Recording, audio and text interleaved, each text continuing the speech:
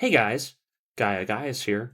So, after taking a long and hard reevaluation to the channel, I figured I'd try something different, something fun that would be easy to cover, as well as provide an interesting discussion point. Seeing as my Revival of Zeon video has been out for a while, and with me releasing chapters of the Advanced Operation fan novella on the channel for people to listen to, I figured I'd try and do another fun deep dive into some more of the Gundam works of Kazuhisu Kondo. The one we're going to discuss today is Record of MS War 2. Now, why am I not doing the first Record of MS War? Well, that story is actually much longer, and would need a much longer dedicated video, possibly an entire series to cover. The original manga of Record of MS War, for those who don't know, tells the story of the early years of the legendary Zeon Mobile Suit pilot Frederick Brown, the man who we'd see later as a prominent character within the pages of Revival of Zeon. However, this video won't be dealing with his exploits today. Rather, we're going to be looking at the second volume of this manga series in particular. This manga is fun. Rather than telling a continuous story like in Revival of Zeon, this particular volume, Record of MS War 2,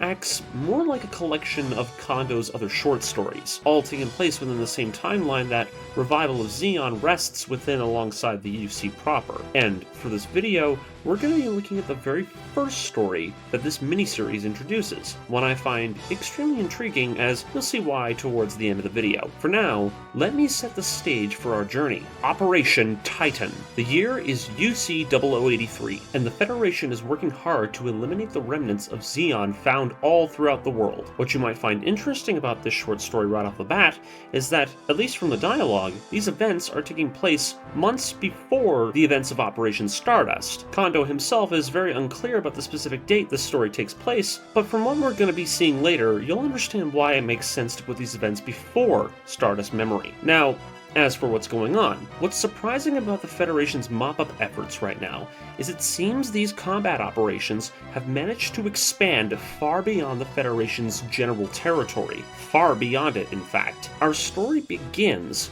in an all-new location, one we've never visited before when it comes to Gundam. This story is, from what I've been able to gather, the only time this place is ever mentioned. However, its existence is something I find super fascinating, as it provides incredible insight into the Universal Century's Earth sphere and the territories surrounding it. Our story begins at the Zeon Remnants 41st Mineral Extraction Facility, located on Jupiter's third largest moon of Ganymede. It seems, for the past 3 years, a small Zeon enclave has been established here on Ganymede to act as a resource collection and distribution center for all spacefaring remnants of the Zeon military, supporting pirate fleets, remnant groups, and biggest of all, Axis. Radar pings blare throughout the mining facility on the moon's surface. Several unidentified flying objects are approaching the base at high speeds. The base orders the launch of interceptors immediately. It seems a Federation task force, comprised of GMs and gun cannons, are heading in to attack them. The gun cannons launch Minovsky particle scatter flares to create a distortion field between the attackers and the Zeon base. However,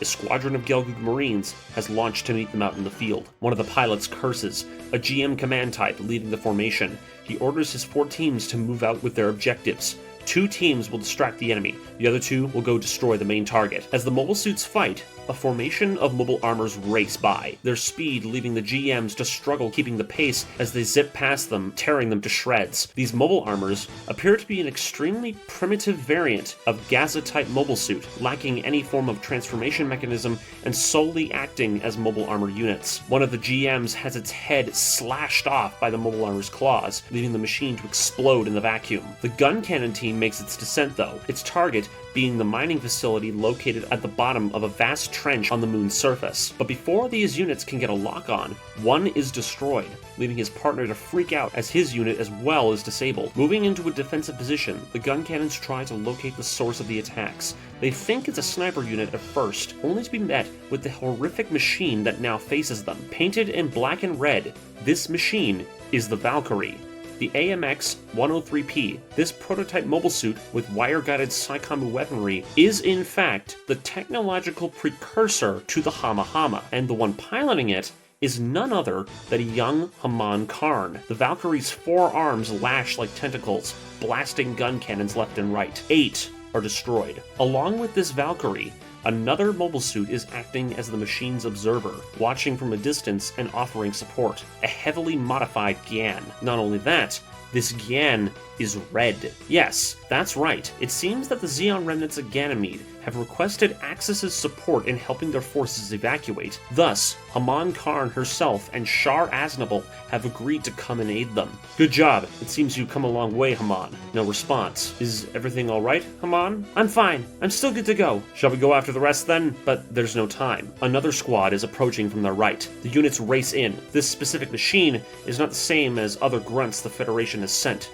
It's a Gundam. Despite the artwork insinuating a Gundam Mark II-like machine is here fighting in this battle, this unit actually is something very different. This Gundam is in fact a heavily modified GM custom, given an Alex-style Gundam head and leg thrusters, as well as a prototype Hyzak backpack. It dives in, unleashing rounds that tear past Shar's Gyan shield, blowing the shoulder off. A Gundam! Could it be Amuro? But he can't sense Amuro. No, it's someone else. Someone very different. The Gundam reels around the pair, Haman's Valkyrie managing to destroy one of the GM customs fighting alongside the machine. She tries to get another shot in, but the Gundam still evades, managing to destroy one of the Valkyrie's arms. Haman is stunned, leaving the Gundam to deke in, its beam rifle just an inch from the Valkyrie's head. The Gundam tries to fire, but Haman's machine fires a powerful blast from the Valkyrie's face-mounted beam cannon. The beams intertwine, the energies ricocheting and vaporizing both the Gundam's and the Valkyrie's arms. The blast sends both units hurtling away from each other.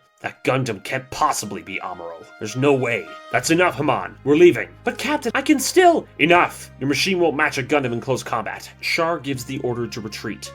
The larger battle is only getting started, and the evacuation needs to be complete. The two units flee, leaving the damaged Gundam to float amongst the debris field. Another GM custom flies up to meet it. The enemy's retreating. Should we pursue? No. We've done enough. This mop-up is just getting started. I was surprised by this machine's performance. However, it's not for me. Let's head back to the Jupitrus now.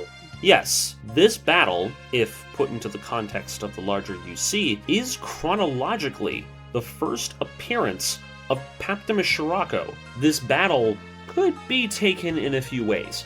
Seeing the powerful Zeon mobile armors tear and lash the Federation strike team with such proficiency, this battle might have prompted Shirako himself to begin his work on his own high-speed mobile armors, particularly the unit that would become the Masala, seeing as he found in this battle, the Gundam he had been given wasn't really up to the task. Nonetheless, I like the idea that since he had a hard time with a Gundam, this would inspire him to begin developing his own machines, ones inspired by the opponents he faced while fighting on Jupiter's moons. Now, as for a little thought I had for a while reading this, I like to think of this short story by Kondo as the inciting battle that actually earned the Titans their nickname. If the Jupitrus is a ship under the EFF's control at this time, and is acting as a pseudo-mobile base to deal with the Zeon remnants who escaped to Jupiter, then it would absolutely be something that Jamatov Hyman would have set up, seeing as the Jupiter Energy Fleet is the Federation's only large foray into the Jupiter sphere, and with there being enough of a Zeon remnant host to warrant a massive assault on one of Jupiter's largest moons, then